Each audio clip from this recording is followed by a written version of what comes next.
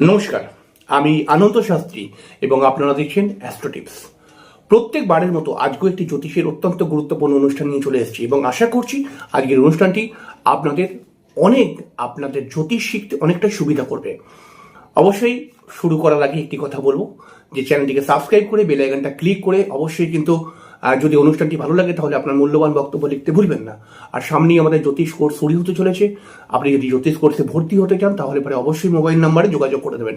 হ্যাঁ, আপনি যদি নিজের জন্মছক আমাকে দিয়ে বিচার করাতে চান বা বিবাহের জন্য জটক বিচার করাতে চান তাহলে পারে কিন্তু অবশ্যই বা জটক বিচার করতে চান অথবা কোনো গ্রহ প্রতিকার করতে চান, কোনো তন্ত্র প্রতিকার করতে চান, তাহলে আমাকে দিয়ে যদি করাতে চান তাহলে পারে কিন্তু অবশ্যই আমার মোবাইল নাম্বারে যোগাযোগ করে নেবেন এবং আমি আপনাকে সর্বতোভাবে সাহায্য করব যাতে আপনি নিজের সমস্যা থেকে বেরিয়ে আসতে পারেন।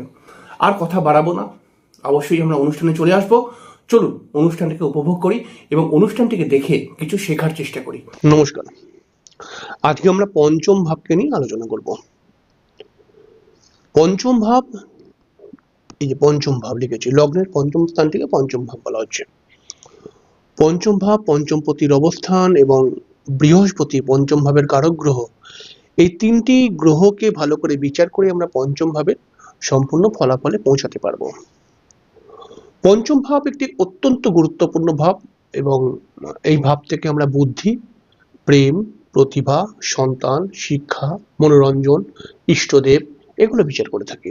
এছাড়াও আরো বেশ কয়েকটি জিনিস পঞ্চম ভাব থেকে বিচার করা হয়, তো সেগুলো লিখিনি, এগুলো হচ্ছে প্রধান।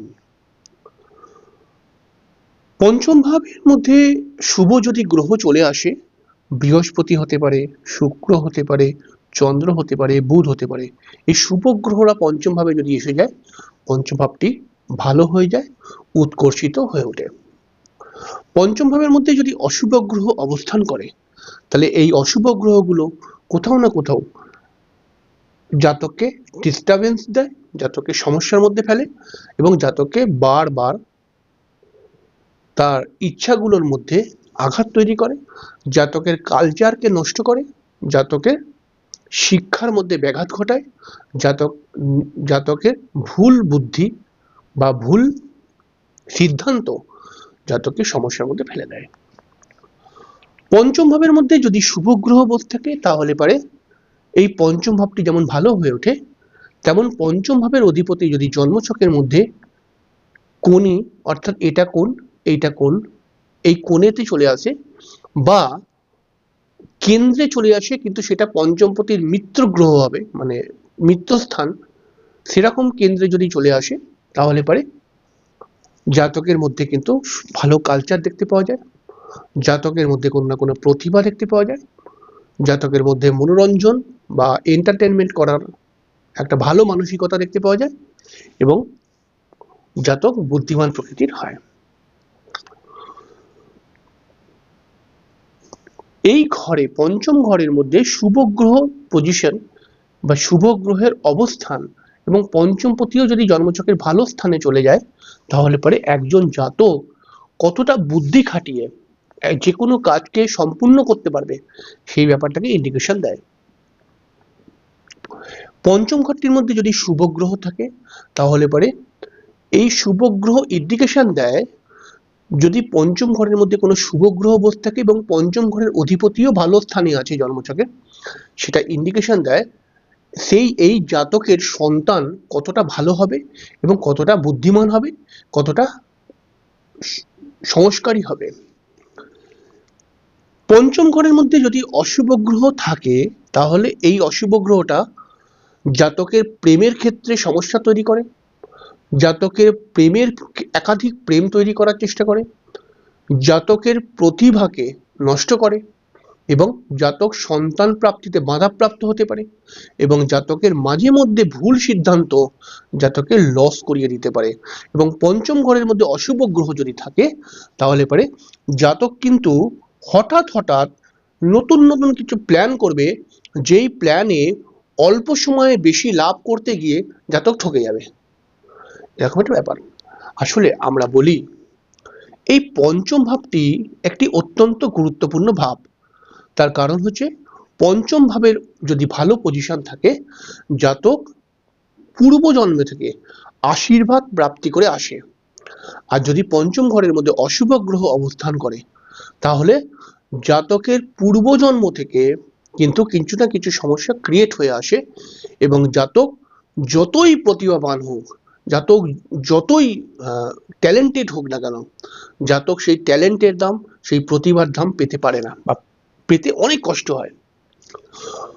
পঞ্চম ঘরে অশুভ গ্রহ থাকলে জাতককে টেকনিক্যাল পড়াশোনার ক্ষেত্রে ভালো বানায়, এবং জাতককে কিন্তু টেকনিক্যাল লাইনেও নিয়ে যায় অনেক সময়। কিন্তু জাতকের পঞ্চম স্থানের মধ্যে যদি অশুভ গ্রহ বসে থাকে, তাহলে এটা যদি বিশেষ করে কোনো বাচ্চার ছকের মধ্যে দেখতে পাওয়া যায় পঞ্চম স্থানের মধ্যে অশুভ গ্রহ, তাহলে পারে কিন্তু সে পরিবারের নামকে নষ্ট করতে পারে সেই অশুভ গ্রহটা। পঞ্চম ঘরের মধ্যে কেতুর মতো গ্রহ, শনির মতো গ্রহ, এগুলো কিন্তু আধ্যাত্মিক বানায়, কিন্তু নিজের স্বার্থ সিদ্ধির জন্য যে আধ্যাত্মিক মনোভাব, সেই মনোভাবে প্রবেশ করায়। কিন্তু পঞ্চম ঘরের মধ্যে শুভ গ্রহরা আধ্যাত্মিক বানায়, কিন্তু নিঃস্বার্থ আধ্যাত্মিক প্রেম দেয়, এবং পঞ্চম ঘরের মধ্যে শুভ গ্রহ ইন্ডিকেশন দেয় যে সেই জাতকের উপরে ভগবানের আশীর্বাদ রয়েছে। সেই জাতক বিভিন্ন সমস্যায় পড়লেও ভগবানের আশীর্বাদ যেহেতু তার উপরে রয়েছে, সে বহু সমস্যার হাত থেকে বাঁচতে পারবে। জন্মছকের যে কোনো স্থানের মধ্যে এই বৃহস্পতিকে দেখে আমরা পঞ্চম ভাবের কিছুটা ফল সম্পর্কে ধারণা করতে পারবো। জন্মছকে যদি বৃহস্পতি ভালো থাকে তাহলে পারে কিন্তু তবুও কিছুটা পঞ্চম ভাব ভালো হতে পারে, বা ভালো হয় অনেক সময় দেখা গেছে। বলা যায়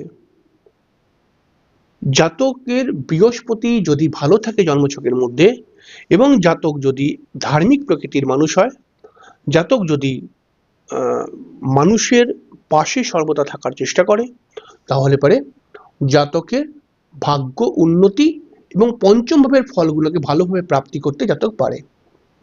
এবারে ধরুন এমন হলো যে পঞ্চম স্থানের মধ্যে কোনো অশুভ গ্রহ, পঞ্চম স্থানের মধ্যে কোনো অশুভ গ্রহ বসে রয়েছে, ঠিক আছে, কিন্তু পঞ্চম ঘরের মালিক ভালো, মানে পঞ্চম ঘরের কারক গ্রহ ভালো পজিশনে রয়েছে, তাহলে আমরা একটা পেলাম শুভ আর একটা পেলাম অশুভ।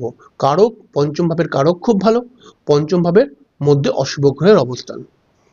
পঞ্চম ঘরের মধ্যে অশুভ গ্রহের অবস্থানের জন্য পঞ্চম ভাবের ফল পেতে জাতকে প্রচুর স্ট্রাগল, প্রচুর সংঘর্ষ, প্রচুর বাধা, প্রচুর অনিয়মের সম্মুখীন হতে হবে।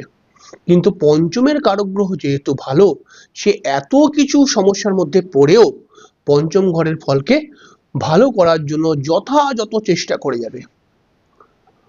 পঞ্চম ঘরের অধিপতি যদি ভালো অবস্থানের মধ্যে থাকে, তাহলে পারে এটা যেমন ভগবানের আশীর্বাদ ধন্য ব্যাপার হবে, তেমনি কিন্তু পঞ্চম ভাবের অধিপতি ভালো স্থানে যদি থাকে, জাতকের কালচার কিন্তু আস্তে আস্তে করে ভালো হয়ে উঠবে। এবং পঞ্চম ভাবের অধিপতি যদি ভালো স্থানে থাকে, তাহলে পারে জাতক কিন্তু নানান এন্টারটেনমেন্টে যোগদান করতে পারবে, এবং জাতক কিন্তু অন্যের মুখে হাসি ফোটাতে পারে। পঞ্চম ঘরের মধ্যে অশুভ গ্রহ যদি থাকে, তাহলে সেই জাতকের মধ্যে শেয়ার, লটারি থেকে পয়সা উপার্জন করার মানসিকতা তৈরি হয়। পঞ্চম ঘরের মধ্যে অশুভ গ্রহরা কিন্তু ফটকা দেয়ও। পঞ্চম ঘরের মধ্যে অশুভ গ্রহের দৃষ্টিও যদি পড়ে, সেটাও কিন্তু ফটকার জন্য ভালো। তবে পঞ্চম ঘরের মধ্যে অশুভ গ্রহ যদি থাকে, তাহলে পারে কিন্তু এই অশুভ গ্রহটা একটি চালাকি তৈরি করে।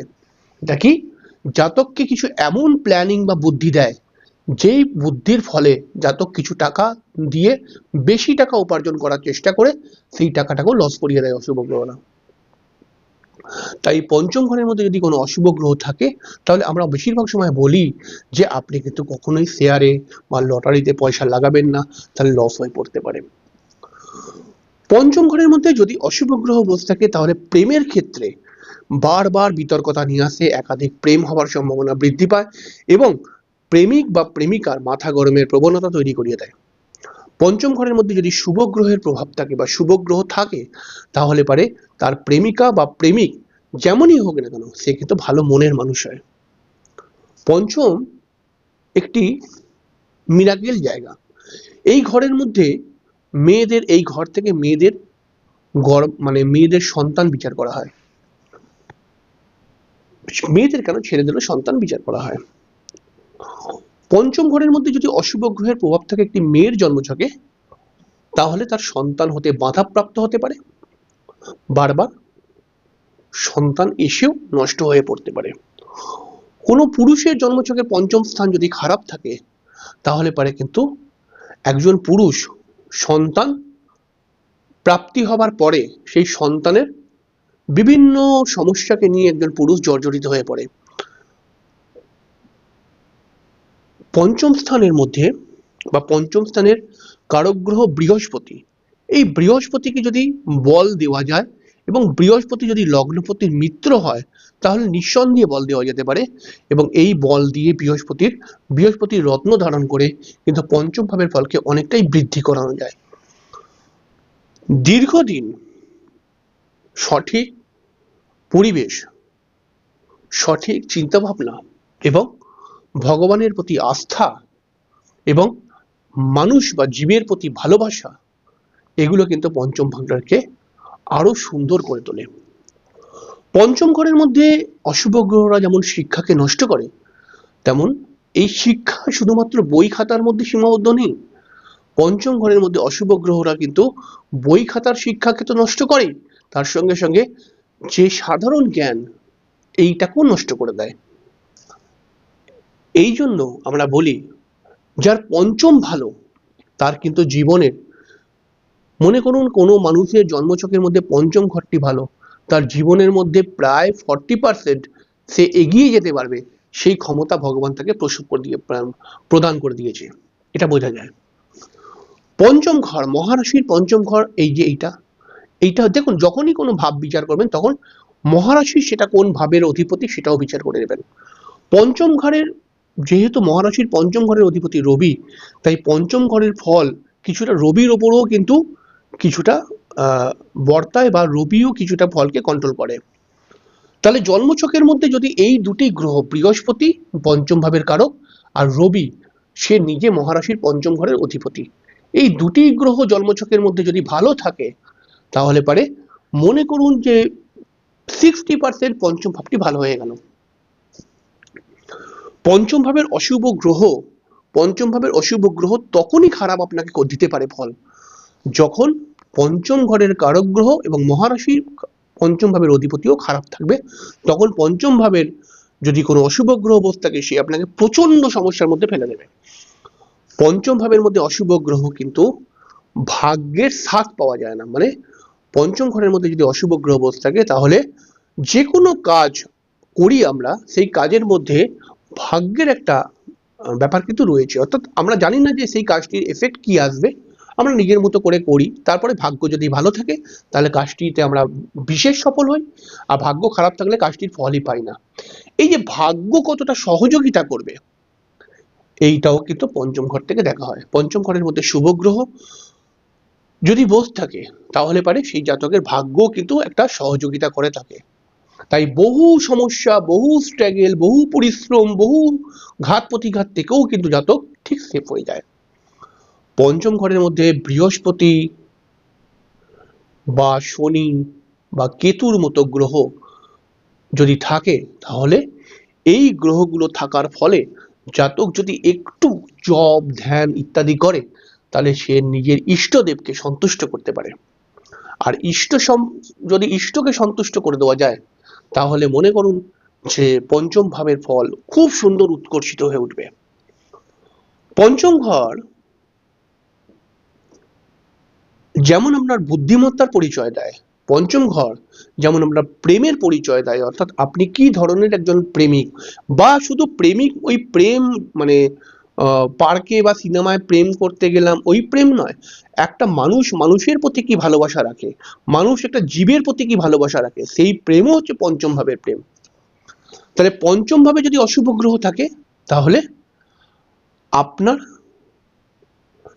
প্রেম হঠাৎ ফ্ল্যাকচুয়েট হতে পারে, অর্থাৎ আপনি হয়তো কোনো এক প্রথম জীবনে হয়তো মানুষকে খুবই ভালোবাসতেন, কারণ আপনার জন্মছকে বৃহস্পতি ভালো রয়েছে, কিন্তু আপনার পঞ্চম ঘরে অশুভ গ্রহ বসে রয়েছে, আপনি কোনো একটা সময় মনে করবেন যে এই এত মানুষ জীব টিপকে ভালোবাসা করে কোনো লাভ নেই, আমি নিজের চরকায় তেল দিই, নিজেই তাকাই নিজেই এগোই, এরকম মনে আসতে পারে।